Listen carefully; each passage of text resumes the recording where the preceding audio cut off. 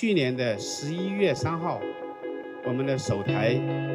飞行汽车的这个量产机就下线了。到今天9个多月的时间，我们的第1000套动力套就下线了。这意味着我们离我们年產1萬台的目標越來越近。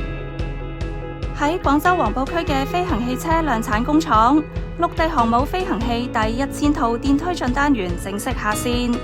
今次唔單止係數量上嘅突破，仲令到飛行器核心部件規模化生產能力得到驗證。陸地航母飛行器點解可以咁穩陣咁飛上天？靠嘅就係頂部裝備嘅6套電推進單元，佢哋由發動機同螺旋槳組成，係飛行器嘅動力心臟。雖然體積細，但係每套電推進單元可以產生相當於自身重量12倍嘅拉力，為飛行器嘅起飛、巡航同降落提供充足動力。我們現在這個航空器呢，首先它可以應用在一些個人飛行體驗的一些場景，比如說觀光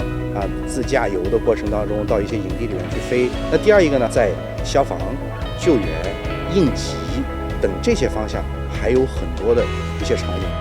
廣州正以低空經濟同航空航天作為新質生產力戰略引擎，全力打造天空之城。目標總規模200億人民幣嘅廣州空天產業投資基金，覆蓋低空經濟同航空航天全產業鏈，協助更多科技企業由技術設計走向規模化生產。